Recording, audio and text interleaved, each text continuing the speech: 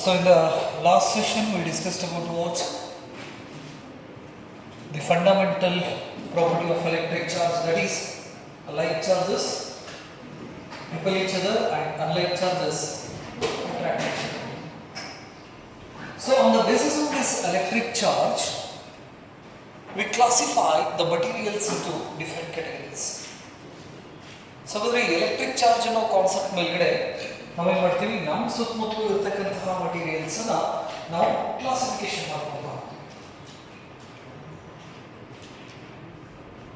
So in our daily life we come across different types of materials. So ಅವರಲ್ಲಿ ಕೆಲವೊಂದಿಷ್ಟು materials electric ಚಾರ್ಜನ್ನು ತಗೊಳ್ಳೋದು ಅಲ್ಲದೆ ಆ ಎಲೆಕ್ಟ್ರಿಕ್ ಚಾರ್ಜನ್ನು ಅದರ ಮುಖಾಂತರ ಏನು ಮಾಡ್ತಾವೆ, ಫ್ಲೋ ಆಗೋಕ್ಕೆ ಅಲೋ ಮಾಡ್ತಾವೆ. ಸೊ ಎಕ್ಸಾಂಪಲ್ ಹೇಳಬೇಕಂದ್ರೆ ನಾವು ಫಸ್ಟ್ ಇಯರ್ ಒಳಗಡೆ ಹೀಟ್ ಅನ್ನೋ ಕಾನ್ಸೆಪ್ಟನ್ನು ಸ್ಟಡಿ ಮಾಡಿದ್ವಿ. ಹೀಟ್ ಈ ಚಳಿಗಾಲದೊಳಗಡೆ ಹಳ್ಳಿ ಒಳಗಡೆ ಎಲ್ಲ ಬೆಂಕಿ ಹಚ್ಚಿ, ಹೌದಿಲ್ಲ, ಸಣ್ಣ ಕಟ್ಟಿಗೆದ ಬೆಂಕಿ ಹಚ್ಚಿ ಕಾಸ್ಕೊಳ್ಳೋದು ಜಾಸ್ತಿ ರೂಢ, ಹೌದಿಲ್ಲ. ಈಗ ಕಟ್ಟಿಗೆ ಮತ್ತು ಕೆಮ್ಮನ ಎರಡು ರಾಡ್ ತೊಗೊಂಡಿರಿ, ಎರಡು ರಾಡನ್ನು ಎಲ್ಲಿ ಹೋಗಿಟ್ಟಿರಿ, ಆ ಒಲಿ ಒಳಗಡೆ ಹೋಗಿಟ್ಟಿರಿ, ಹೌದಾ.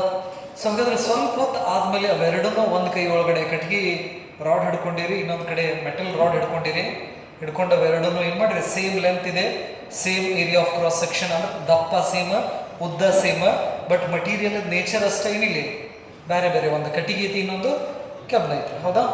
ಎರಡನ್ನೂ ಹೋಗಿ ಒಲಿ ಒಳಗಡೆ ಹಿಡ್ಕೊಂಡು ಕುಂತ್ರಿ ಒಂದು ಅರ್ಧ ತಾಸು ಅಥವಾ ಒಂದು 10-15 ನಿಮಿಷ ಆದಮೇಲೆ ಏನಾಗ್ಬೋದು,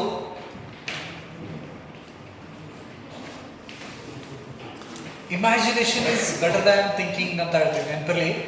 ಸೊ ಅಂದರೆ ಇಲ್ಲೊಂದು ಎಕ್ಸಾಂಪಲ್ಸ್ ನಾವು ಕೊಡಾಕತ್ತೀವಿ ಅಂದ್ರೆ ಆ ಎಕ್ಸಾಂಪಲ್ ಒಳಗಡೆ ಈಗ ನಾನು ಅದನ್ನೇ ಆ ಎಕ್ಸ್ಪೆರಿಮೆಂಟನ್ನು ನಾನು ಮಾಡಾಕತ್ತೀನಿ ಈಗ ಅನ್ಕೋಬೇಕು.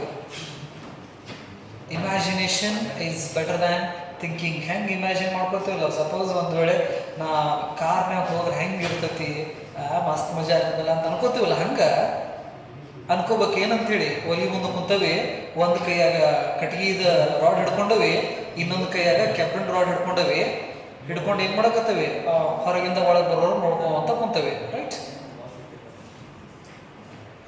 ರೈಟ್ ಏನು ಮಾಡಕತ್ತೀವಿ, ಹೊರಗಿಂದ ಒಳಗೆ ಬರೋರನ್ನ ಹಿಂಗೆ ಗುರಾಯಿಸ್ಕೊಂತ ಯಾರೋ ಅವ್ರು ಬರಕತ್ತಾರ ಅಂತೇಳಿ ನೋಡ್ಕೊಂತ ಕುಂತೀವಿ. ಸೊ ಹಾಗಾದ್ರೆ ಸ್ವಲ್ಪ ಹೊತ್ತು ಆದಮೇಲೆ ಈ ಕಟ್ಟಿಗೆ ಕೈ ಒಳಗಡೆ ಏನೋ ಕಟ್ಟಿಗೆ ಹಿಡಿದಿರಲ್ಲ, ಆ ಕೈಗಾಗುವ ಎಫೆಕ್ಟು ಕೆಬ್ಬನ್ ರಾಡ್ ಹಿಡಿದಿದ್ದ ಕೈಗಾಗುವ ಎಫೆಕ್ಟು ಸೇಮ್ ಇರ್ತಿತ್ತು, ಡಿಫ್ರೆಂಟ್ ಇರ್ತಿತ್ತು, ಡಿಫ್ರೆಂಟ್ ಇರ್ತಿತ್ತು. ಕಟ್ಟಿಗೆ ಒಳಗಡೆ ಕಟ್ಟಿಗೆ ಹಿಡ್ಕೊಂಡು ಕುಂತೀವಿ ನಾವು, ಆ ಕೈಗೆ ಏನಾದರೂ ಎಫೆಕ್ಟ್ ಆಕೈತ, ಆಗೋದು ಬಹಳ ಕಡಿಮೆ. ಬಟ್ ಅದೇ ಕೆಬ್ಬನ ಏನಾಕೈತಿ, ತಣ್ಣಗೆ ಅನಿಸ್ತಿರ್ತೈತಿ, ಹೌದಿಲ್ಲ. ಏನು ಅನಿಸ್ತಿರ್ತೈತಿ, ಬಿಸಿ ಹತ್ತಿರ್ತೈತಿ ಕೈಗೆ, ನೆನಪಿರ್ಲಿ. ಹಾಗಾಗಿ ಈಗ ಕುಕ್ಕರ್ನಾಗ ಅನ್ನ ಏನ ಮಾಡಕ್ಕೆ ಟ್ರೈ ಮಾಡಿಬಿಡ್ತೀವಿ ನಾವು. ಕುಕ್ಕರ್ 3-4 ಸಿಟಿ ಹೊಡಿತಂದ್ರೆ ಓಡಿ ಹಿಂಗೆ ಹಿಡಿದ ಹಿಂಗೆ ಇಳಿಬಿಡ್ತೇವೆ ಕುಕ್ಕರ್ನ, ಹೌದಾ. ಏನು ಮಾಡ್ತೇವೆ, ಹೋಗಿ ಅದ್ರ ಹ್ಯಾಂಡಲ್ ಹಿಡಿತೀವಿ. ಅಲ್ಲಿ ಬೆಕೆಲೈಟ್ ಅನ್ನೋ ಒಂದು ಮಟೀರಿಯಲ್ ಇದೆ, ನೆನಪಲ್ಲಿ. ಅದನ್ನು ಒಲಿ ಮೇಲೆ ಇಟ್ಟಿವಿ. ಆ ಅಲ್ಯೂಮಿನಿಯಂ ಕುಕ್ಕರ್ ಏನಿದೆಯಲ್ಲ ಅದನ್ನು ಒಲಿ ಮೇಲೆ ಇಟ್ಟಿವಿ. ಎರಡಕ್ಕೂ ಸೇಮ್ ಅಮೌಂಟ್ ಹೀಟನ್ನು ಪ್ರೊವೈಡ್ ಮಾಡಾಕತ್ತೀವಿ, ಸೇಮ್ ಟೈಮ್ ಕೊಡಾಕತ್ತೀವಿ. ಆದರೂ ಕೂಡ ಅವೆರಡು ಮಟೀರಿಯಲ್ಸ್ದ ನೇಚರ್ ಬೇರೆ ಬೇರೆನೇ ಐತಿ. ಹೋಗಿ ಹಿಂಗೆ ಹಿಡಿದು ಇಳುವಂಗಿಲ್ಲ. ಈಗ ಇದು ಕುಕ್ಕರ್ ಅಂತ ಹೇಳಿದ್ರೆ ಕುಕ್ಕರ್ ಏನು ಮಾಡ್ತೀವಿ, ಆನಾಗೆ ತಡಿ ಅಂದ್ರೆ ಗಪ್ಪನ ಹಿಂಗೆ ಹಿಡ್ದ ಹಿಂಗೆ ಮಾಡಿ ಏನು ಮಾಡ್ತೀವಿ, ಬರಿಗಲ್ಲ ಹಿಂಗೆ ಹಿಡಿದಿರ್ತೀವಿ, ಹೌದಿಲ್ಲ. ಹಂಗಿಟ್ಟಿವಪ್ಪ ಅಂತ ಹೇಳಿದ್ರೆ ಏನು ಮಾಡ್ಬೇಕು, ಹಿಂದೊಬ್ಬರು ಬಂದು ಕರ್ಕೊಂಡು ಹಾಸ್ಪಿಟ್ಲಿಗೆ ಹೋಗ್ಬೇಕಾಕತಿ. ಬಟ್ ನಾವೇನು ಮಾಡ್ತೀವಿ, ಹ್ಯಾಂಡಲ್ ಹಿಡಿತೀವಿ. ಹ್ಯಾಂಡಲ್ ಹಿಡ್ದ ಕೆಳಗೆ ಇಳಿಸಿರ್ತೀವಿ ನಾವು. ಅಂದರೆ ಇಲ್ಲಿ ಹೀಟು ಸೇಮ್ ಇದೆ, ಟೈಮ್ ಕೂಡ ಸೇಮ್ ಇದೆ, but the nature of material is different and the behaviour of those material is different for heat. ಆ ಹೀಟಿಗೆ ಅವೆರಡೂ ಮಟೀರಿಯಲ್ಸ್ ತೋರಿಸ್ತಕ್ಕಂಥ ಬಿಹೇವಿಯರು ಬೇರೆನೇ ಇದೆ. ಈ ಅಲ್ಯೂಮಿನಿಯಂ ಅಥವಾ SS ಸ್ಟೇನ್ಲೆಸ್ ಸ್ಟೀಲ್ ಅಂತೇನು ಕರಿತೀವಲ್ಲ, ಅದಕ್ಕೆ ನಾವು ಹೀಟ್ ಕೊಡಾಕತ್ತೇವಿ.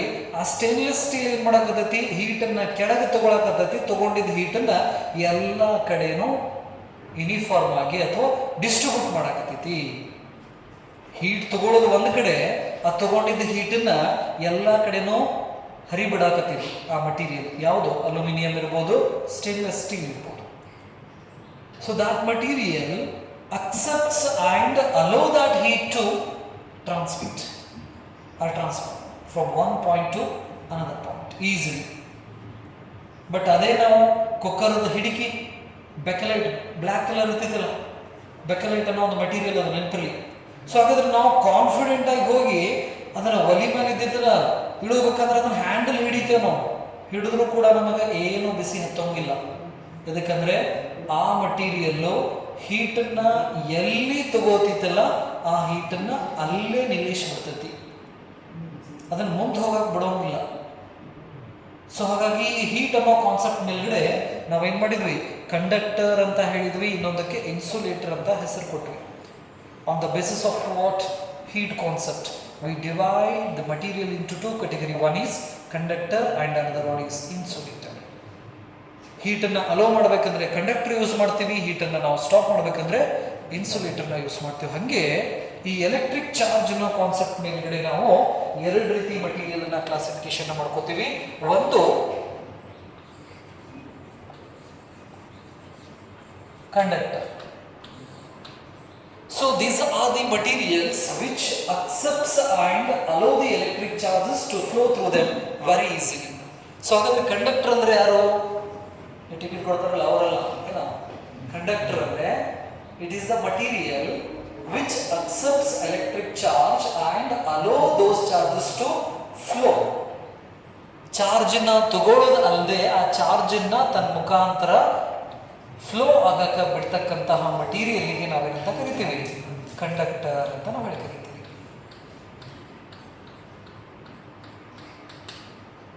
ಸೊ ಹಾಗಾದ್ರೆ ಕಂಡಕ್ಟರ್ಗೆ ಬೆಸ್ಟ್ ಎಕ್ಸಾಂಪಲ್ಸ್ ಬಂದ್ರೆ ಆಲ್ ಮೆಟಲ್ಸ್. ಗುಡ್ ಕಂಡಕ್ಟರ್ ಹೇಳಬೇಕಂದ್ರೆ ನಾವು ಸಿಲ್ವರ್, ಗೋಲ್ಡ್, ಕಾಪರ್, ಅಲ್ಯೂಮಿನಿಯಂ, ಇವೆಲ್ಲ ಏನು, these are the examples, some examples for a good conductor of electric charge ಎಂತರಿ.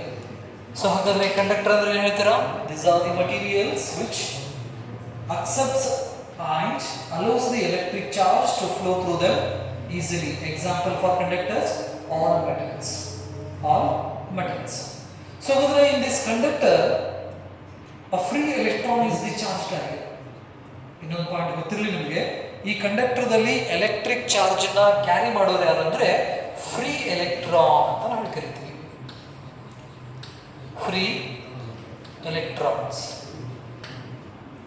Free electrons are the charge carrier in the conductor. Metal ಒಳಗಡೆ electric ಚಾರ್ಜನ್ನ ಒಂದು ಜಾಗದಾಗಿಂದ ಇನ್ನೊಂದು ಜಾಗಕ್ಕೆ carry ಮಾಡೋರು ಯಾರಂದ್ರೆ ಎಲೆಕ್ಟ್ರಾನ್ ಅಂತ ನಾವು ಕರಿತೀವಿ ನೆನಪಲ್ಲಿ. ಸೊ ಹಾಗಾಗಿ ಫ್ರೀ ಎಲೆಕ್ಟ್ರಾನ್ಸ್, ಬರೀ ಎಲೆಕ್ಟ್ರಾನ್ಸ್ ಅಲ್ಲ, free electrons R the charge carriers in the conductor. So ಹಾಗಾದ್ರೆ ಕಂಡಕ್ಟರ್ ಅಂದ್ರೆ ಮಟೀರಿಯಲ್ಲು, ಆ ಮಟೀರಿಯಲ್ಲು ಎಲೆಕ್ಟ್ರಿಕ್ ಚಾರ್ಜನ್ನ ತಗೊಂಡು ಆ ಎಲೆಕ್ಟ್ರಿಕ್ ಚಾರ್ಜನ್ನ ಗಡ್ಡಾಡಕ್ಕೆ ಬಿಡ್ತೈತಿ. ಆ ಎಲೆಕ್ಟ್ರಿಕ್ ಚಾರ್ಜನ್ನ ಅಡ್ಡಾಡಕ್ಕೆ ಬಿಟ್ಟು ಬಿಡ್ತೈತೆ, ಅದಕ್ಕೇನು ಅಪೋಸ್ ಮಾಡೋಂಗಿಲ್ಲ. ಅದನ್ನು ನಾವು ಎಂತ ಕರಿತೀವಿ, ಕಂಡಕ್ಟರ್ ಅಂತ ಕರಿತೀವಿ. ಇನ್ನು ಕೆಲವೊಂದಿಷ್ಟು ಮಟೀರಿಯಲ್ಸ್ ಇದಾವೆ, ಆ ಕೆಲವೊಂದಿಷ್ಟು ಮಟೀರಿಯಲ್ ಎಲೆಕ್ಟ್ರಿಕ್ ಚಾರ್ಜನ್ನ ತಗೋತೈತಿ, ಬಟ್ ಆ ತಗೊಂಡಂತ ಎಲೆಕ್ಟ್ರಿಕ್ ಚಾರ್ಜನ್ನ ಎಲ್ಲಿ ತಗೊಂಡಿರ್ತೈತಲ್ಲ ಅಲ್ಲೇ ನಿಲ್ಲಿಸ್ಬಿಡ್ತೈತಿ, ಮುಂದೆ ಹೋಗಕ್ಕೆ ಬಿಡೋಂಗಿಲ್ಲ. ಎಲೆಕ್ಟ್ರಿಕ್ ಚಾರ್ಜಿನ ತಗೋತೈತಿ, ಬಟ್ ತಗೊಂಡಿದ್ದನ್ನ ಫ್ಲೋ ಮಾಡೋಂಗಿಲ್ಲ ನೆನಪಲ್ಲಿ. ಅಂಥ ಮಟೀರಿಯಲ್ಸ್ಗೆ ನಾವು ಇನ್ಸುಲೇಟರ್ ಅಂತ ಕರಿತೀವಿ. ಇನ್ಸುಲೇಟರ್ಸ್, ಇದಕ್ಕೆ ಇನ್ನೊಂದು ಹೆಸರು ಡೈ ಎಲೆಕ್ಟ್ರಿಕ್ ಕೂಡ ಅಂತ ನಾವು ಕರಿತೀವಿ. Dielectrics. Insulators are dielectrics. ಇದಕ್ಕೆ ನಾವು ವುಡ್ ಎಕ್ಸಾಂಪಲ್ ಕೊಡ್ಬೋದು, ಪ್ಲಾಸ್ಟಿಕ್ ಕೊಡ್ಬೋದು, ಮೈಕಾ ಕೊಡ್ಬೋದು. Right, these are the some examples for what insulators. And in insulators we want get any charge carriers. ಇನ್ಸುಲೇಟರ್ದಲ್ಲಿ ಚಾರ್ಜನ್ನು ಕ್ಯಾರಿ ಮಾಡೋರು ನಮಗೆ ಯಾರೂ ಸಿಗೋಂಗಿಲ್ಲ. All the charges are bound charges. ಕಂಡಕ್ಟರ್ದಲ್ಲಿ ನಮಗೆ ಚಾರ್ಜನ್ನು ಕ್ಯಾರಿ ಮಾಡ್ಕೊಂಡು ಹೋಗೋರು ಸಿಗ್ತಾರ, ಅವ್ರ ಹೆಸರೇನು? Free electron. ಬಟ್ ಇನ್ಸುಲೇಟರ್ದಲ್ಲಿ ಚಾರ್ಜನ್ನು ಕ್ಯಾರಿ ಮಾಡ್ಕೊಂಡು ಹೋಗೋರು ಯಾರೂ ಇಲ್ಲ. ಸೊ ಹಾಗಾಗಿ ನಮಗಲ್ಲಿ ಯಾರೂ ಚಾರ್ಜ್ ಕ್ಯಾರಿಯರ್ ಸಿಗೋಂಗಿಲ್ಲ. ಎಲ್ಲ ಚಾರ್ಜಸ್ಸು ಬೌಂಡ್ ಅಂದರೆ ನ್ಯೂಕ್ಲಿಯಸ್ಗೆ ಟೈಟಾಗಿ ಅಟ್ರಾಕ್ಟ್ ಆಗಿ ಕುಂತು ಬಿಟ್ಟಿರ್ತಾವೆ. ಹಾಗಾಗಿ ಆ ಅಟಮನ್ನು ಬಿಟ್ಟು ಯಾವುದೂ ಎಲೆಕ್ಟ್ರಾನ್ ಹೊರಗೆ ಬಂದಿರೋಂಗಿಲ್ಲ ಇಲ್ಲಿ ಇನ್ಸುಲೇಟರ್ಸ್ ಒಳಗಡೆ. ಸೊ ಹಾಗಾಗಿ no charge carrier inside the insulator and we have a free electrons in conductor which carries electric charge. ಇದು ಕಂಡಕ್ಟರ್ ಮತ್ತು ಇನ್ಸುಲೇಟರ್ದು ಓಕೆ ಎಕ್ಸಾಂಪಲ್ ಕೆಲವೊಂದಿಷ್ಟು ಮಟೀರಿಯಲ್ಸ್ ಇದೆ.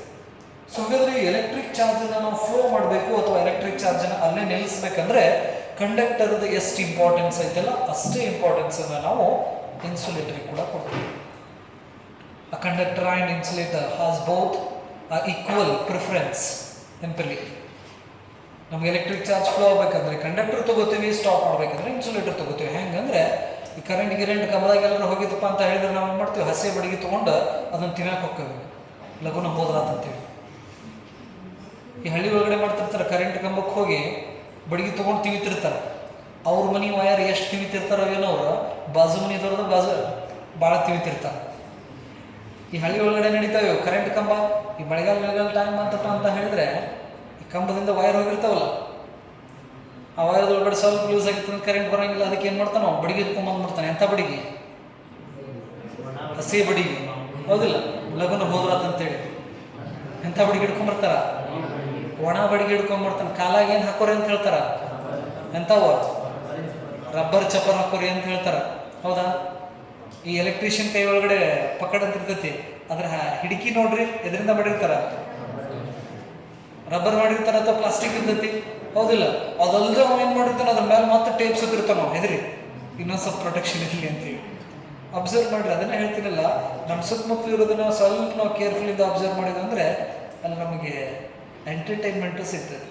ನೆನಪಲ್ಲಿ ಕಂಪ್ನಿಯವ್ರು ಹಾಕಿ ಕಳಿಸಿರ್ತಾರೆ ಅದಕ್ಕೆ ಪಕ್ಕಡ ಅಂತ ಹೇಳ್ತೀವಲ್ಲ, ಆ ಪಕ್ಕಡದ ಹಿಡಿಕಿಗೆ ಪ್ಲಾಸ್ಟಿಕ್ ಹಾಕಿ ಕಳಿಸಿರ್ತಾರೆ ಕಂಪ್ನಿಯವರು.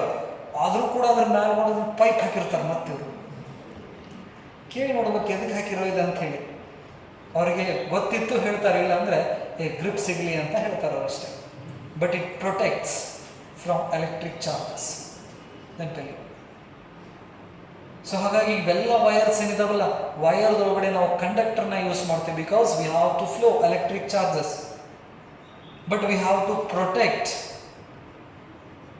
ನಮ್ಮನ್ನು ನಾವು ಪ್ರೊಟೆಕ್ಟ್ ಮಾಡ್ಕೋಬೇಕಂದ್ರೆ ಅದರಿಂದ ದೂರ ಇರಬೇಕು ಅಥವಾ ಅದರ ಬರ್ಲಾರ್ದಂಗೆ ನೋಡ್ಕೋಬೇಕು. ಹಾಗಾಗಿ ಅದ್ರ ಮೇಲ್ಗಡೆ ಪ್ಲಾಸ್ಟಿಕ್ ಕೋಟಿಂಗ್ ಹಾಕ್ತೀವಿ ನಾವು ವಯರ್ ಮೇಲ್ಗಡೆ. ಹಂಗೆ ಬಿಡ್ಬೋದಿತ್ತಲ್ಲ, ಹಂಗೆ ಬಿಟ್ಟಿದ್ದ ವಯರ್ನ ಕೆಳಗೆ ಎಲ್ಲಿ ಬಿಡೋಂಗಿಲ್ಲ. ಮ್ಯಾಲೆಲ್ಲ ಕಟ್ಟಿರ್ತಾರೆ, ತೀರಾ ಮ್ಯಾಲೆ ಕಟ್ಟಿರ್ತಾರೆ. ಪೋಲ್ ಟು ಪೋಲ್ ವಯರ್ಸ್ ಅಡ್ಡಾಡೋರು ಹಿಡ್ಕೊಂಡು ಅಡ್ಡಾಡ್ತೀವಿ ಅಂತೇಳಿ ಕೆಳಗೆ ಕಟ್ಟಿರ್ತಾರೆ ಇಲ್ಲ, ಒಂದು ಮಿನಿಮಮ್ ಹೈಟ್ ಅಂದರೆ ನಾರ್ಮಲ್ ಹೈಟಿಗೆ ಸಿಗ್ಲಾರ್ದಂಗೆ ಏನು ಮಾಡಿರ್ತಾರ, ಅಷ್ಟು ಹೈಟ್ದೊಳಗಡೆ ಒಂದು ಓಪನ್ ವೈರನ್ನು ಇಟ್ಟಿರ್ತಾರೆ. ನೆನಪಿರಲಿ. ಉಳಿದಿದ್ವೆಲ್ಲ ಕೈಗೆಲ್ಲ ಸಿಗುವೆಲ್ಲ ಅದ್ರ ಮೇಲ್ಗಡೆ ಕೋಟಿಂಗ್ ಇರ್ತಾವೆ. Coating plastic, that is a insulator. ಅದರೊಳಗಡೆ ಇರೋದು conductor. That conductor allow the electric charges and that insulator it won't allow the electric charges to flow. So ಹಾಗಾಗಿ ಎರಡರದ್ದು ಇಂಪಾರ್ಟೆನ್ಸ್ ಈಕ್ವಲ್ ಆಗಿದೆ. ಇದೊಂದು ಗೊತ್ತಿರಲಿ. ನೆಕ್ಸ್ಟು ಲೈಟ್ನಿಂಗ್ ಅಂತ ಹೇಳ್ತೀವಿ ನಾವು. A lightning is nothing but what? That is the sudden discharge of electric charges through clouds to earth or cloud to cloud. Lightning ಅಂದರೆ ಮಿಂಚು ಹೊಡಿದು ಅಂತ ಹೇಳ್ತೀವಲ್ಲ. ಈಗ ರಬ್ಬಿಂಗ್ ಪ್ರೊಸೆಸ್ ಮಾಡಿದರೆ ಎಲೆಕ್ಟ್ರಿಕ್ ಚಾರ್ಜ್ ಆಗ್ತೈತಿ ಬಾಡಿ ಅನ್ನೋದನ್ನ ನಾವು ಸ್ಟಡಿ ಮಾಡಿದ್ವಿ. So cloud is nothing but what? It is the mixture of air, gases, moisture, water molecules, dust particles, etc. ಅದರಿಂದ ಕೂಡಿ ಏನಾಗಿರ್ತೈತಿ, ಈ ಕ್ಲೌಡ್ಸ್ ಫಾರ್ಮೇಷನ್ ಆಗಿರ್ತೈತಿ. ಹೌದಾ? ಇದು ಒಂದು ಕ್ಲೌಡು, ನೆಕ್ಸ್ಟ್ ಇನ್ನೊಂದು ಸಣ್ಣ ಕ್ಲೌಡು. ಇವೆರಡೂ ಅಟ್ಮಾಸ್ಫಿಯರ್ ಜೊತೆಗೆ ಮೋಷನ್ಸ್ದೊಳಗಡೆ ಬರ್ತೈತಿ. ಏರ್ ಇದ್ರ ಜೊತೆಗೆ ಕಾಂಟ್ಯಾಕ್ಟ್ ಆಗಿ ಏರ್ ಹತ್ರನೂ ಪಾರ್ಟಿಕಲ್ಸ್ ಅದಾವಲ್ಲ, ಅಟಮ್ಸ್. ಆ ಏರ್ ಪಾರ್ಟಿಕಲ್ಸ್ ಈ ಕ್ಲೌಡ್ ಪಾರ್ಟಿಕಲ್ಸ್ ಕಂಟಿನ್ಯೂಸ್ ಒಂದಕ್ಕೊಂದು ಏನಾಕೋ ಟಚ್ ಆಗ್ತವೆ. ಹೆಂಗ ಈಗ ಬೈಕ್ ತಗೊಂಡು ಹೋಗ್ಬೇಕಾರ, ಕಾರ್ ತಗೊಂಡು ಹೋಗ್ಬೇಕಾರ, ಗಾಡಿ ಏನಕತಿ ಆ ಬೈಕು ಮತ್ತು ಕಾರಿಗೆ ಟಚ್ ಆಗಂಗಿಲ್ಲ, ಕಾಂಟ್ಯಾಕ್ಟಿಗೆ ಬರ್ತೈತಿ ಬರಂಗಿಲ್ಲ, ಬರ್ತೈತಿ. ನಾವ ಹೊಂಟ್ರ ಗಾಡಿ ಏನ್ ಮಾಡ್ತೈತಿ, ನಮ್ಮ ಜೊತೆ ಕಾಂಟ್ಯಾಕ್ಟ್ ಬರ್ತೈತಿ. ಈ ಹಳೆ ಬಸ್ ಅದಾವಲ್ಲ, ಹಳೆ ಬಸ್ ಅಡ್ಡಾಡ್ತಿರ್ತಾವ ರೈಟ್, ಈ ಮ್ಯಾಲ ಹತ್ತಿ ಕಿಟಕಿ ಬಾಜು ಕೈ ಇಟ್ಟವ್ರು ಸ್ವಲ್ಪ ಹಿಂಗೇನಾದ್ರು ಟಚ್ ಮಾಡಿದ್ರೆ ಹೊರಗಡೆ ಸರ್ಫೇಸಿಗೆ ಜುಮ್ ಜುಮ್ ಅನ್ನೋಕೆ ಚಲೋ ಆಗ್ತೈತಿ. ಹಳೆ ಬಸ್ ಇಲ್ಲ, ನಾವು ಕಲಿಬೇಕಾದ್ರೆ ಹಳೆದು ಶಾಕ್ ಕುಡಿದಿತ್ತ ಯಾವ ಅಂತೇಳಿ ಮುಟ್ ನೋಡಿ ಅಂತೇಳಿ ಮತ್ತೊಬ್ಬರು ಮುಟ್ ನೋಡಿಸ್ತೀವಿ. ಅದಕ್ಕೆ ನನಗಾಗಿ ನಾವು ಆಗಲಿ ಅಂತೇಳಿ. ಈಗೆಲ್ಲ ಇಲ್ಲ. ಬಟ್ ಈ ವೆಹಿಕಲ್ಸ್ ಹಿಂದ್ಗಡೆ ಈ ಬಸ್ ಇದಾವಲ್ಲ, ಬಸ್ ಹಿಂದ್ಗಡೆ ಒಂದು ಸ್ಟೆಪ್ನಿ ಇಟ್ಟಿರ್ತಾರೆ ಅಡಿಷನಲ್ ಟೈರ್, ಅದಕ್ಕೆ ಕೆಳಗಡೆ ಒಂದು ರಾಡ್ ಬಿಟ್ಟಿರ್ತಾರೆ. ಅಬ್ಸರ್ವ್ ಮಾಡಿರ? ಅಬ್ಸರ್ವ್ ಮಾಡಿ, ಹಿಂದ್ಗಡೆ ಒಂದು ರಾಡ್ ಅನ್ನ ಇಟ್ಟಿರ್ತಾರ. ಎದಕ್ಕಪ್ಪ ಅಂತ ಹೇಳಿದ್ರೆ, ಈ ಬಸ್ ಲಾರಿ ಇದಾವಲ್ಲ ಅವು ಕಂಟಿನ್ಯೂಸ್ ಏರ್ ಜೊತೆಗೆ ಕಾಂಟ್ಯಾಕ್ಟ್ ಬರೋದ್ರಿಂದ ಅವು ಚಾರ್ಜ್ ಆಗ್ತವೆ. ಲೈಟ್ ಚಾರ್ಜಸ್ ರಿಪಲ್ ಆಗೋದ್ರಿಂದ ಆ ಚಾರ್ಜಸ್ ಅಷ್ಟು ಔಟರ್ ಸರ್ಫೇಸ್ ಮೇಲ್ಗಡೆ ಇರ್ತಾವೆ, ಒಳಗೆ ಬರೋಂಗಿಲ್ಲ. ಜಗ ಖಾಲಿ ತಡಿ ಒಳಗೆ ಹೋಗ್ಕೊಂಡ್ರು ಅಂತೇಳಿ ಏರ್ ಜೊತೆಗೆ ಕಂಟಿನ್ಯೂಸ್ ಕಾಂಟ್ಯಾಕ್ಟ್ ಆಗಿ ಆಬ್ಜೆಕ್ಟ್ ಚಾರ್ಜ್ ಆಗ್ತೈತಿ. ಆ ಚಾರ್ಜು ಸಿಮಿಲರ್ ಇರೋದ್ರಿಂದ ನೇಚರು ಒಂದಕ್ಕೊಂದು ರಿಪಲ್ಸ್ ಮಾಡಿ ಹೊರಗಡೆ ಮೇಲ್ಮೈ ಮೇಲೆ ಮಾತ್ರ ಇರ್ತೈತಿ, ಒಳಗೆ ಬರೋಂಗಿಲ್ಲ. ನಾವೇನಾದ್ರೂ ಸ್ವಲ್ಪ ಅದನ್ನು ಹೊರಗಡೆ ಟಚ್ ಮಾಡಿದ್ವು ಅಂದ್ರೆ ನಮಗೆ ಶಾಕ್ ಹೊಡಿತೈತಿ. ಅಂದ್ರೆ ಚಾರ್ಜಸ್ ನಮ್ಮ ಬಾಡಿ ಒಳಗಡೆ ಎಂಟರ್ ಆಗಿಬಿಡ್ತಾವೆ. ಅದನ್ನ ನಾವು ಅಂತ ಹೇಳ್ತೀವಿ ಶಾಕ್ ಹೊಡಿತೈತಿ ಅಂತ ಹೇಳ್ತೀವಿ. ಈ ವೈರ್ ಇದಾವೆ ಸ್ವಿಚ್ ಒಳಗಡೆ, ಹೌದಾ, ಎಲ್ಲ ಚಾರ್ಜಸ್ ಬಂದ ಕಂಡಕ್ಟರ್ ಮೇಲ್ಗಡೆ ಕುಂತಾವೆ. ನಾವೇನಾದ್ರೂ ಟಚ್ ಮಾಡಿದ್ರೆ, because human body is a good conductor of electric charge. ನಮ್ಮ ಬಾಡಿ ಇರ್ತಲ್ಲ ಎಲೆಕ್ಟ್ರಿಕ್ ಚಾರ್ಜ್ ಅನ್ನ ಆರಾಮ್ ತಗೊಂಡು ಅಡ್ಡಾಡಕ್ಕೆ ಕೊಟ್ಬಿಡ್ತೈತಿ. ಸೊ ಹಾಗಾಗಿ ಆ dry human body is an insulator. Dry human body ಅಂದ್ರೆ ನಾವು ಇರಂಗಿಲ್ಲ, ಹೋಗಿರ್ತೀವಿ. So human body is a good conductor of electric charge and impure water is also a good conductor of electric charge. So ಹಾಗಾಗಿ ಮಳಿ ಬರಬೇಕಾದ್ರೆ ಮಳಿ ಹನಿ ಜೊತೆಗೆ charges ಬರ್ತಾವೆ ಗ್ರೌಂಡಿಗೆ. Pure water is an insulator, but we won't get 100% pure water. Only we get 100% pure on a bottle wrapper. ಇದೇನು ಹಾಕಿರ್ತಾರಲ್ಲ, ಇದ್ರ ಮೇಲ್ಗಡೆ ಏನು ಬರೆದಿರ್ತಾರಲ್ಲ ಅದಷ್ಟು ಪ್ಯೂರ್ ಇರ್ತೈತೆ, ಒಳಗಿದ್ದ ನೀರು ಪ್ಯೂರ್ ಇರಂಗಿಲ್ಲ. ಯಾವುದು 100% ಇಲ್ಲ, ಸಿಗೋಂಗೋ ಇಲ್ಲ, ರೈಟ್. ಸೊ ಹಾಗಾದ್ರೆ ಈ ಕ್ಲೌಡ್ಸ್ ಇದ್ದಾವಲ್ಲ, ಈ ಕ್ಲೌಡ್ ಮತ್ತೆ ಈ ಏರು ಕಾಂಟ್ಯಾಕ್ಟ್ ಆಗಿಬಿಟ್ಟು ಫ್ರಿಕ್ಷನ್ ಆಗಿ ಅಂದ್ರೆ ರಬ್ಬಿಂಗ್ ಪ್ರೋಸೆಸ್ ಆಗಿ ಈ ಕ್ಲೌಡ್ ಮೇಲ್ಗಡೆ ಚಾರ್ಜಸ್ ಅಕ್ಯುಮುಲೇಟ್ ಆಗಕ್ಕೆ ಸ್ಟಾರ್ಟ್ ಮಾಡ್ತಾವೆ. ನೆನಪಿರಲಿ, ಈ ರೀತಿ ಇದು ಕ್ಲೌಡ್ ಅಂದ್ರೆ ಈ ಕ್ಲೌಡ್ ಮೇಲ್ಗಡೆ ಏನಾಗಕ್ಕೆ ಚಲೋ ಮಾಡ್ತಾವ, ಚಾರ್ಜಸ್ ಅಕ್ಯುಮುಲೇಟ್ ಆಗಕ್ಕೆ ಸ್ಟಾರ್ಟ್ ಮಾಡ್ತಾವ. ನೆನಪಿರಲಿ, ಈಗ ದೊಡ್ಡ ಕ್ಲೌಡ್ ಸ್ಲೋ ಆಗಿ ಹೊಂಟಿತ್ತಂದ್ರೆ ಸಣ್ಣ ಕ್ಲೌಡ್ ಸ್ಪೀಡ್ ಆಗಿ ಅದನ್ನು ದಾಟಬೇಕಿರ್ತದೆ. ಹೋಗ್ಬೇಕಾರೆ ಎರಡು ಏನಾದ್ರೆ ಟಚ್ ಆಗೋದ್ರೆ ಕಾಂಟ್ಯಾಕ್ಟಿಗೆ ಬಂತಂದ್ರೆ ನೆನಪಿರಲಿ, there is a sudden flow of electric charges from higher charge body to lower charge body. ಅದನ್ನು ನಾವು ಪೊಟೆನ್ಷಿಯಲ್ನಲ್ಲಿ higher potential to lower potential ಅಂತ ಮಾಡ್ತೀವಿ. ಜಾಸ್ತಿ ಚಾರ್ಜ್ ಒಂದ್ರಾಗ 100 ಚಾರ್ಜ್ ಅದಾವ, ಒಂದ್ರಾಗ 20 ಚಾರ್ಜ್ ಅದಾವ, ಅವೆರಡು ಕಾಂಟ್ಯಾಕ್ಟ್ ಬಂದುಪ್ಪ ಅಂತ ಹೇಳಿದ್ರೆ ಚಾರ್ಜಸ್ ಫ್ಲೋ ಆಗಕ್ಕೆ ಸ್ಟಾರ್ಟ್ ಮಾಡಿಬಿಡ್ತೈತಿ. ಜಾಸ್ತಿ ಚಾರ್ಜ್ ಆಗಿರ್ತೈತಲ್ಲ ಅಲ್ಲಿಂದ ಕಡಿಮೆ ಚಾರ್ಜ್ ಕಡೆ. ಎಷ್ಟು ಟೈಮ್ ತಗೋದಿದೆ ಅಂದ್ರೆ fraction of second. During the transformations which emits radiation also. ಇಲ್ಲಿಂದ ಇಲ್ಲಿ ಟ್ರಾನ್ಸ್ಫರ್ ಆಗಬೇಕಾದ್ರೆ ಕೊಲ್ಯೂಷನ್ಸ್ದಲ್ಲಿ ಕೆಲವೊಂದಿಷ್ಟು ರೇಡಿಯೇಷನ್ಸ್ ಬರ್ತೈತಿ. ಲೈಟ್ನಿಂಗ್ ಅಂತ ಹೇಳಿ ಕರಿತೀವಿ ನಾವು. ಮಿಂಚ್ ಹೊಡಿತ ಅಂತ ಹೇಳ್ತೀವಲ್ಲ, ಆಕಾಶದೊಳಗಡೆ ಮಿಂಚ್ ಕಾಣಿಸ್ತಿರ್ತೈತೆ. ಅಲ್ಲಿ ಏನಾಗ್ತಿರ್ತೈತೆ ಅಂದ್ರೆ ಒಂದು ಕ್ಲೌಡಿಂದ ಇನ್ನೊಂದು ಕ್ಲೌಡಿಗೆ ಎಲೆಕ್ಟ್ರಿಕ್ ಚಾರ್ಜಸ್ ಟ್ರಾನ್ಸ್ಫರ್ ಆಗಿರ್ತೈತಿ. ಅವಾಗ ಎನರ್ಜಿನ in the form of radiation emit ಮಾಡ್ತಿರ್ತೈತಿ. ಸೊ ಅದು ನಮಗೆ ಲೈಟ್ ಕಾಣಿಸ್ತೈತೆ. ಅಲ್ಲೇ ಸಿಡ್ಲು ಗುತ್ತು ನೋಡು ಅಂತ ಹೇಳ್ತಾರೆ, ಸಿಡ್ಲು ಹೊಡಿತ ಸಿಡ್ಲು ಗುತ್ತು ಅಂತ ಹೇಳ್ತಾರಲ್ಲ. ಅದಂದ್ರೆ ಈಗ ಮಳಿ ಬರಬೇಕಾದ್ರೆ ಈ ವಾಟರ್ ಡ್ರಾಪ್ಸ್ ಏನಿದಾವಲ್ಲ, ಇಂಪ್ಯೂರ್ ವಾಟರ್ ಇದು. ಸೊ ಹಾಗಾದ್ರೆ ಇದ್ರ ಜೊತೆಗೆ ಎಲೆಕ್ಟ್ರಿಕ್ ಚಾರ್ಜಸ್ ಗ್ರೌಂಡಿಗೆ ಬಂದ್ಬಿಡ್ತು.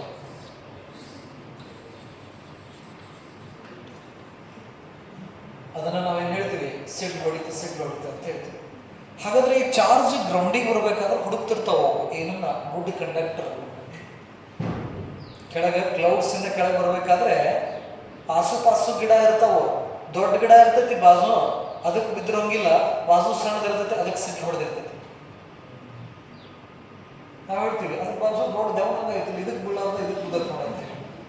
ಬಟ್ ಇದು ಬರ್ಬೇಕಾದ್ರೆ ಏನು ಹುಡುಕ್ತಿರ್ತೈತಿ? ಗುಡ್ ಕಂಡಕ್ಟರ್ನ ಹುಡುಕ್ತಿರ್ತೈತಿ ನೆನಪಲ್ಲಿ. ಯಾಕಂದ್ರೆ ಗುಡ್ ಕಂಡಕ್ಟರ್ ಅಂದ್ರೆ ಅದ್ರಾಗ ಆರಾಮಾಗಿ ಪಾಸ್ ಆಗಿ ಹೋಗ್ಬೋದಲ್ಲ. ಹಾಗಾಗಿ ಕೆಳಗೆ ಬರಬೇಕಾದ್ರೆ ಯಾವುದು ಚಲೋ ಕಂಡಕ್ಟರ್ ಸಿಗ್ತೈತಲ್ಲ ಅದಕ್ಕೆ ಬಂದ ಬೀಳ್ತೈತ. ಅದನ್ನ ನಾವು ಏನಂತ ಹೇಳ್ತೀವಿ? ಸಿಡ್ಲು ಹೊಡಿತು ಅಂತ ಹೇಳ್ತೀವಿ. ಅಲ್ಲಿ ಎಲ್ಲಿ ಗಿಡ ಇಲ್ಲ, ಮಳೆ ಸಿಕ್ಕಾಪಟ್ಟೆ ಹೊಡೆಯಾಕತ್ತೈತಿ, ನಾವು ಎದ್ದು ನಿಂತು ಹಿಂಗೆ ಹೋಗಿ ನಿಂತಪ್ಪ ಅಂತ ಹೇಳಿದ್ರೆ ಬಂದದ ಏನು ಮಾಡ್ತೈತಿ? ಇಲ್ಲದ ಅಂತೇಳಿ ಗುಡ್ ಕಂಡಕ್ಟರ್ ಅಂತೇಳಿ ಅವಾಗ ಹೊಡಿತೀವಿ. ಅದನ್ನ ನಾವು ಹೇಳ್ತೀವಿ ಸಿಡ್ ನೋಡ್ಸತ್ತ ಅಂತ ಹೇಳ್ತೀವಿ ನೆನಪಲ್ಲಿ. ಸೊ ಹಾಗಾಗಿ ಈ ಗುಡುಗು ಮಿಂಚು ಸಿಡ್ಲು ಬರ್ಬೇಕಾದ್ರೆ ಮನೆಯಿಂದ ಹೊರಗೆ ಕಳಿಸ್ತಾರ, ಆಟ ಆಡ್ಕೊಂಬ ಮಸ್ತ್ ಮಳೆ ಬರಾಕತ್ತೈತೆ ಅಂತೇಳಿ. ಹೌದಿಲ್ಲ? ಗುಡುಗಿಡದ ಮಿಂಚು ಹೊರಾಕತ್ತೈತೆ ಅಂದ್ರೆ ಏನ್ ಮಾಡ್ತಾರೆ? ಹಾಕೊಂಬಂದು ದರ ಹಾಕೊಂಬಂದ ಹೊರಗೆ ಹಾಕ್ತಾರ. ಏನ್ ಮಾಡ್ತಾರ? ಹೊರಗಿದ್ದವ್ರನ್ನ ಒಳಗೆ ಹಾಕ್ತಾರೆ. ಎದಕ್ಕಂದ್ರೆ human body is a good conductor of electric charge. Lightning ಕೆಳಗೆ ಬರಬೇಕಾದ್ರೆ ಅದು ಕಂಡಕ್ಟರ್ನ ಹೊಡುತ್ತಿರ್ತೈತಿ ನೆನಪಿರ್ಲಿ. ಅಲ್ಲಿ ಏನಾದರೂ ಹ್ಯೂಮನ್ ಬಾಡಿ ಏನಾದರೂ ಸಿಕ್ತಪ್ಪ ಅಂತ ಹೇಳಿದ್ರೆ, ಅದು ತೋರಿಸ್ಕೊಂಡಿದ್ವಂದ್ರೆ ನಮ್ಮ ಮುಖಾಂತರ ಚಾರ್ಜ್ ಫ್ಲೋ ಆಗಕ್ಕೆ ಸ್ಟಾರ್ಟ್ ಮಾಡ್ತೈತಿ. And we enable to get a signals from our brain. Charge ನಮ್ಮ ಒಳಗಡೆ ಪಾಸ್ ಆಗಕತ್ತೈತಿ ಅನ್ನೋದು ಸಿಗ್ನಲ್ ಬ್ರೈನಿಗೆ ಹೋಗ್ತೈತಿ. ಬಟ್ ನಾ ಏನು ಮಾಡಬೇಕು ಅನ್ನೋ ಸಿಗ್ನಲ್ ನಮಗೆ ವಾಪಸ್ ಬರೋಂಗಿಲ್ಲ. ಹಾಗಾಗಿ ಮನುಷ್ಯ ಉಳಿಯಂಗಿಲ್ಲ, ಸತ್ತು ಬಿಡ್ತಾನೆ.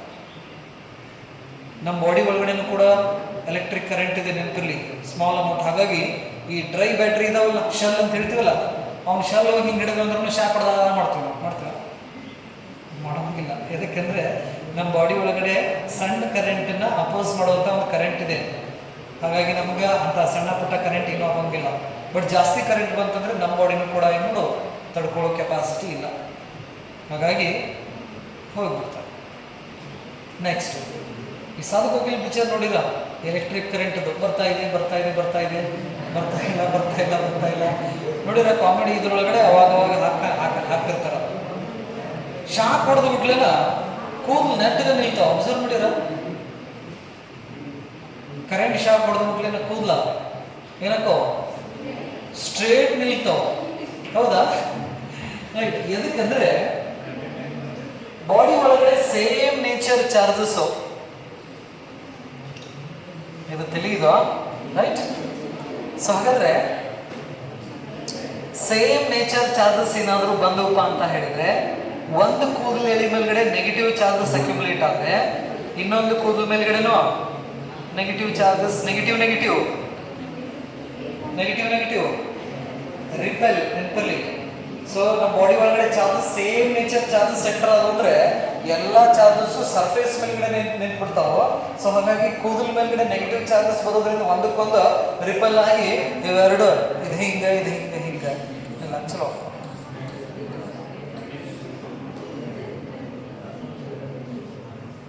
ಈ ರೀತಿ ಚಾರ್ಜಸ್ ಬರೋದ್ರಿಂದ ಕೂದಲ ನೆಟ್ಗೆ ನಿಲ್ತಾವ ಬಿಕಾಸ್ ಆಫ್ ಎಲೆಕ್ಟ್ರೋಸ್ಟಾಟಿಕ್ ಫೋರ್ಸ್ ನೆನಪಲ್ಲಿ. ಸೊ ಹಿಂಗೆ ಈ ಇನ್ಸುಲೇಟರ್ ಮತ್ತು ಕಂಡಕ್ಟರ್ ಬಗ್ಗೆ ಇನ್ನೊಂದು informations. Air is an insulator ಅಂತ ಹೇಳ್ತೀವಿ. Human body is a good conductor of electric charge and air is an insulator. It place a very important role in electricity. ನಾವು ಮರ್ತು ಬಿಡ್ತೀವಿ ಏರನ್ನ. ಇದ್ರ ಸುತ್ತಲೂ ನಾವು ಈಗ ಎಲ್ಲಿದ್ದೀವಿ? ಏರ್ ಮೀಡಿಯಮ್ದೊಳಗಡೆ ಇದ್ದೀವಿ, ಅದನ್ನು ಮರ್ತು ಬಿಡ್ತೀವಿ ನಾವು. ಉಸಿರಾಡೋದು ಗಾಳಿನ ಉಸಿರಾಡ್ತೀವಿ ನಾವು. ಈ ಎಲೆಕ್ಟ್ರಿಸಿಟಿ ಒಳಗಡೆ ಈ ಏರ್ ಅನ್ನೋದೇನಿದಿಲ್ಲ ಬಹಳ ಇಂಪಾರ್ಟೆಂಟ್ ರೋಲ್ ನಾವು ಪ್ಲೇ ಮಾಡ್ತಿರ್ತೀವಿ ನೆನಪಲ್ಲಿ. Air is an insulator. ಏರೇನೋ ಇನ್ಸುಲೇಟರ್. ಸ್ವಲ್ಪ ಏನಾದರೂ ಕಂಡಕ್ಟರ್ ನಡುವೆ ಕೂದಲ ಎಳೆಯಷ್ಟು ಗ್ಯಾಪ್ ಬಂತಂದ್ರೆ ಆ ಗ್ಯಾಪ್ದಲ್ಲಿ ಏರ್ ಕೂತ್ಕೊಳ್ತೀವಿ. ವೈರದಲ್ಲಿ ಕೂದಲು ಎಳೆಯಷ್ಟು ಏನಪ್ಪಾ ಅಂತ ಹೇಳಿದ್ರೆ ನಡುಕ್ಕೆ ಏನಾದರೂ ಗ್ಯಾಪ್ ಬಂತಂದ್ರೆ ಆ ಗ್ಯಾಪ್ ಒಳಗಡೆ ಯಾರು ಕುಂದಿರ್ತಾರ? Air is an insulator. ಈ ಇನ್ಸುಲೇಟರ್ ಎಲೆಕ್ಟ್ರಿಕ್ ಚಾರ್ಜ್ ನ ಮುಂದೆ ಹೋಗಕ್ಕೆ ಬಿಡೋಂಗಿಲ್ಲ. ಸೊ ನಾವು ಹೇಳ್ತೀವಿ ಕರೆಂಟ್ ಬರೋದ್ರಿ ಅಂತ ಹೇಳ್ತೀವಿ ನಾವು. ಸ್ವಲ್ಪ ಏನಾದರೂ ಕಂಡಕ್ಟರ್ಸ್ ಮಧ್ಯೆ ಗ್ಯಾಪ್ ಬಂತಂದ್ರೆ ಏರ್ ಹೇಳೋದ ಬೇಡ, ಆಟೋಮೆಟಿಕ್ ಅದು ಕುಂತು ಬಿಡ್ತೈತಿ. ಕುಂತಪ್ಪ ಅಂತ ಹೇಳಿದ್ರೆ ಕರೆಂಟ್ ಫ್ಲೋ ಆಗೋಂಗಿಲ್ಲ, ಎಲೆಕ್ಟ್ರಿಕಲ್ ಸರ್ಕ್ಯೂಟ್ ವರ್ಕ್ ಆಗೋಂಗಿಲ್ಲ. ಹಾಗಾಗಿ ನೀವು ಎಲೆಕ್ಟ್ರಿಕಲ್ ಎಕ್ಸ್ಪೆರಿಮೆಂಟ್ಸ್ ಅನ್ನ ಮಾಡಬೇಕಾದ್ರೆ you have to very careful about the connections. ಸ್ವಲ್ಪ ನೀವು ಲೂಸ್ ಕಾಂಟ್ಯಾಕ್ಟ್ ಮಾಡಿದ್ರಂದ್ರೂ ಕೂಡ ಅಲ್ಲಿ ಯಾರೋ ಕುಂದಿರ್ತಾರ, ಏರ್ ಕುಂದಿರ್ತೈತಿ. ಏರ್ ಕುಂತಂದ್ರೆ ಕರೆಂಟ್ ಫ್ಲೋ ಆಗೋಂಗಿಲ್ಲ, ಎಕ್ಸ್ಪೆರಿಮೆಂಟ್ ವರ್ಕ್ ಆಗೋಂಗಿಲ್ಲ. ನೆನಪಲ್ಲಿ ವರ್ಕ್ ಆಗೋಲ್ರಿ ಅಂತೇಳಿ ಗುದ್ದಾಡ್ತಿರ್ತಾರ. ಅಲ್ಲಿ ನಡಕ್ಕೆ ಏರ್ ಗ್ಯಾಪ್ ಕೊಟ್ಕೊಂಡು ಕುಂತಿರ್ತಾರೆ. ಯಾಕಂದ್ರೆ ನೀವು ಸೆಕೆಂಡ್ ಇಯರ್ ಒಳಗಡೆ 6ರಿಂದ 8 ಎಕ್ಸ್ಪೆರಿಮೆಂಟ್, ಎಲೆಕ್ಟ್ರಿಕಲ್ ಎಕ್ಸ್ಪೆರಿಮೆಂಟ್ ಅನ್ನ ಮಾಡ್ತೀರಾ ಮಿನಿಮಮ್. ಆ ಎಲೆಕ್ಟ್ರಿಕಲ್ ಎಕ್ಸ್ಪೆರಿಮೆಂಟ್ಸ್ ಅನ್ನ ಮಾಡಬೇಕಾದ್ರೆ ಬೇಸಿಕ್ ಥಿಂಗ್ಸ್ ನಮಗೆ ಗೊತ್ತಿರಬೇಕು. ರೆಸಿಸ್ಟೆನ್ಸ್ ಬಾಕ್ಸ್ ಅಂತ ಯೂಸ್ ಮಾಡ್ತೀರಾ, ಪ್ಲಗ್ಗಿ ಅಂತ ಯೂಸ್ ಮಾಡ್ತೀರಾ. ಅದರಲ್ಲಿ ಸ್ವಲ್ಪ ಏರ್ ಗ್ಯಾಪ್ ಬಂತಂದ್ರೂ ಕೂಡ ಕಾಂಟ್ಯಾಕ್ಟ್ ತಪ್ತೈತಿ, ಚಾರ್ಜ್ ಫ್ಲೋ ಕಟ್ ಆಗಿಬಿಡ್ತೈತಿ. ಸೊ ಹಾಗಾಗಿ ಸ್ವಲ್ಪ ಅದ್ರ ಬಗ್ಗೆ ಕೇರ್ಫುಲ್ ಇಂದ ಇದೆ, ಯಾವುದೋ ಏರ್ ಮತ್ತೆ ಅದು ಕನೆಕ್ಷನ್ಸ್ ಬಗ್ಗೆ. ಓಕೆ, ಈ ರೀತಿ ನಾವು ಏನು ಮಾಡ್ತೀವಿ, ಕಂಡಕ್ಟರ್ಸ್ ಮತ್ತು ಇನ್ಸುಲೇಟರ್ಸ್ ಅನ್ನ ಡಿವೈಡ್ ಮಾಡ್ಕೋತೀವಿ. ಕಂಡಕ್ಟರ್ ಅಂದ್ರೆ material which allows the electric charges to flow through them easily. Examples all metals. ಇನ್ನು ಇನ್ಸುಲೇಟರ್ ಬಂದ್ರೆ it do not allow electric charges to flow through them easily. ಇನ್ಸುಲೇಟರ್ಗೆ ಎಕ್ಸಾಂಪಲ್ ಏರ್ ಕೊಡ್ಬೋದು, wood ಕೊಡ್ಬೋದು, plastic ಕೊಡ್ಬೋದು, mica papers, ಮಲ್ಟ್, ಇವೆಲ್ಲ ಏನಿವು insulators. ನೆನಪಿಲ್ಲ.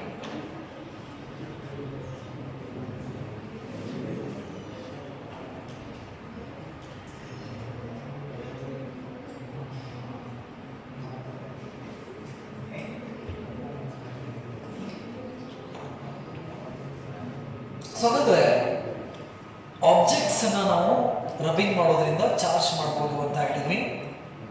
ಅದು ಅಲ್ಲದೆ ಈ ರಬ್ಬಿಂಗ್ ಅನ್ನೋದನ್ನ ನಾವು ಫ್ರಿಕ್ಷನ್ ಮೆಥಡ್ ಅಂತ ನಾವು ಕರಿತೀವಿ. Right. So our next concept is methods to make an object as a charge body, methods of charging. Right. So ಹಾಗಾದ್ರೆ ನಮ್ಮ ನೆಕ್ಸ್ಟ್ ಕಾನ್ಸೆಪ್ಟ್ ಏನಪ್ಪ ಅಂತ ಹೇಳಿದ್ರೆ methods of charging.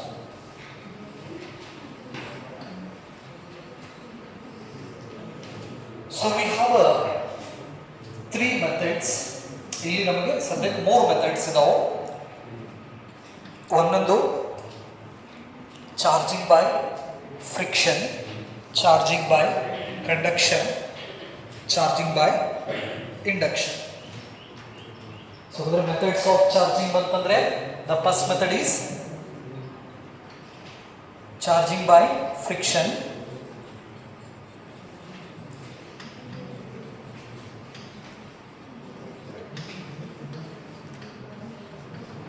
charging by friction, charging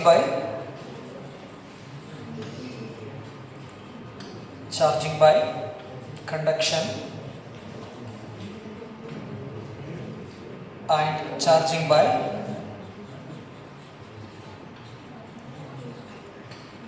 by induction.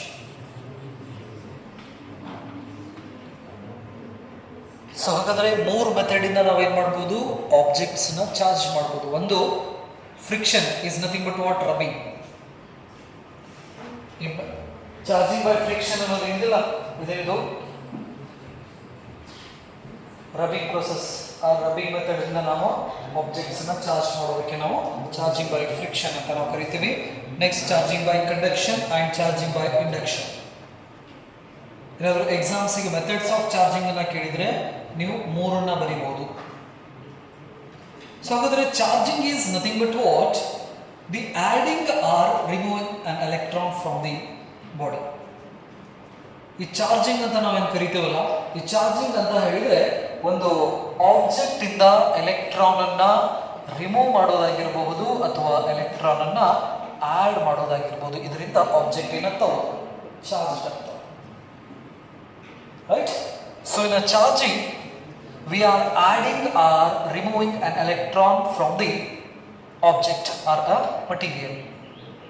So ಇಲ್ಲಿ ಒಂದು electron ಅನ್ನ remove ಮಾಡ್ತಾ ಇದ್ದೀವಿ, ಇಲ್ಲಿ ಒಂದು ಎಲೆಕ್ಟ್ರಾನ್ ಅನ್ನ ಆಡ್ ಮಾಡಬಹುದು. ಇದರಿಂದ ನಾವು ಆಬ್ಜೆಕ್ಟ್ಸ್ ಅನ್ನ ಚಾರ್ಜ್ ಮಾಡ್ತೀವಿ. And that phenomena is called electrification, and a free electron or electron is responsible for that electrification process. Electrification process ಇದೇನಿದು, ಇಷ್ಟು ಇನ್ಫಾರ್ಮೇಷನ್ಸ್ ನಮಗೆ ಗೊತ್ತಿದೆ.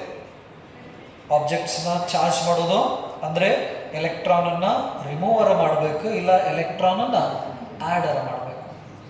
ಎಲೆಕ್ಟ್ರಾನನ್ನು ರಿಮೂವ್ ಮಾಡಿದ್ವು ಅಂದರೆ ಒಂದು ನ್ಯೂಟ್ರಲ್ ಬಾಡಿದಿಂದ that body becomes positively charge body. ಒಂದು ಎಲೆಕ್ಟ್ರಾನನ್ನು ನಾವು ನ್ಯೂಟ್ರಲ್ ಬಾಡಿಗೆ ಆ್ಯಡ್ ಮಾಡಿದ್ವು ಅಂದರೆ it becomes negatively charge body. ನೆನಪಲ್ಲಿ positively charge body and negatively charge body. So ಹಾಗಾದರೆ ಸದ್ಯಕ್ಕೆ ನಮಗೆ ಈ ಚಾಪ್ಟರ್ದೊಳಗಡೆ 3 ಮೆಥಡ್ಸ್ ಅಷ್ಟೇ ಇದಾವೆ. In a dual nature of radiation and matter we have another 4 methods to add or remove an electron. There we remove electron from the material. ನೆನಪಲ್ಲಿ ಆಬ್ಜೆಕ್ಟ್ಸ್ನ charge ಮಾಡೋದಂದ್ರೆ ಎಲೆಕ್ಟ್ರಾನನ್ನು ಹಾಕೋದಿರ್ಬೋದು, ಎಲೆಕ್ಟ್ರಾನನ್ನು remove ಮಾಡೋದಿರ್ಬೋದು ಆಬ್ಜೆಕ್ಟಿಂದ. ಹಾಗಾದ್ರೆ ಆಬ್ಜೆಕ್ಟಿಂದ ಎಲೆಕ್ಟ್ರಾನನ್ನು ರಿಮೂವ್ ಮಾಡೋಕ್ಕೆ ನಮಗೆ ಮತ್ತೆ 4 ಮೆಥಡ್ಸ್ ಇದಾವೆ. ಒಂದು ಥರ್ಮಿಯಾನಿಕ್ ಎಮಿಷನ್, ಆಬ್ಜೆಕ್ಟ್ಸ್ನ ಹೀಟ್ ಮಾಡೋದ್ರಿಂದ ನಾವು ಎಲೆಕ್ಟ್ರಾನನ್ನು ಹೊರಗೆ ಹಾಕ್ಬೋದು, thermionic emission. Next secondary emission ಅಂತ ನಾವು ಕರಿತೀವಿ. ಒಂದು ಎಲೆಕ್ಟ್ರಾನನ್ನು ತಗೊಂಡು ಬಂದು ಒಂದು ಮಟೀರಿಯಲ್ ಇನ್ನೊಂದು ಎಲೆಕ್ಟ್ರಾನಿಗೆ ಡಿಕ್ಕಿ ಓಡಿಸೋದು, ಇದರಿಂದ ಕೂಡ ನಾವೇನು ಮಾಡ್ಬೋದು, ಎಲೆಕ್ಟ್ರಾನನ್ನು ಹೊರಗೆ ಹಾಕ್ಬೋದು. That is a secondary emission ಅಂತ ನಾವು ಕರಿತೀವಿ. The third one is field emission. ಒಂದು ಎಲೆಕ್ಟ್ರಿಕ್ ಫೀಲ್ಡನ್ನು ಅಪ್ಲೈ ಮಾಡೋದ್ರಿಂದ ಮಟೀರಿಯಲ್ದಲ್ಲಿರ್ತಕ್ಕಂಥ ಎಲೆಕ್ಟ್ರಾನನ್ನು ಹೊರಗೆ ಹಾಕ್ಬೋದು. That is a field emission. And another one is photoelectric emission. ಒಂದು ಸುಟೇಬಲ್ ರೇಡಿಯೇಷನ್ ಅನ್ನು ಮಟೀರಿಯಲ್ಗೆ ನಾವು ಇನ್ಸಿಡೆಂಟ್ ಮಾಡಿಸಿನೂ ಕೂಡ ನಾವೇನು ಮಾಡ್ಬೋದು, ಮಟೀರಿಯಲ್ದಿಂದ ಎಲೆಕ್ಟ್ರಾನನ್ನು ಹೊರಗೆ ಹಾಕ್ಬೋದು. ಸೊ ಹೀಗೆ ನಾವು ಟೋಟಲ್ ಒಂದು 7 ಮೆಥಡ್ದಿಂದ ಆಬ್ಜೆಕ್ಟ್ಸನ್ನ ಚಾರ್ಜ್ ಮಾಡ್ಬೋದು. ಬಟ್ ಫಸ್ಟ್ ಚಾಪ್ಟರ್ದೊಳಗಡೆ ಕೊಟ್ಟಿರೋದು 3 ಮೆಥಡ್. ಯಾವುದು? Friction, conduction and inductions, right? So ಹಾಗಾದ್ರೆ in next class we will discuss about these methods, right? Thank you.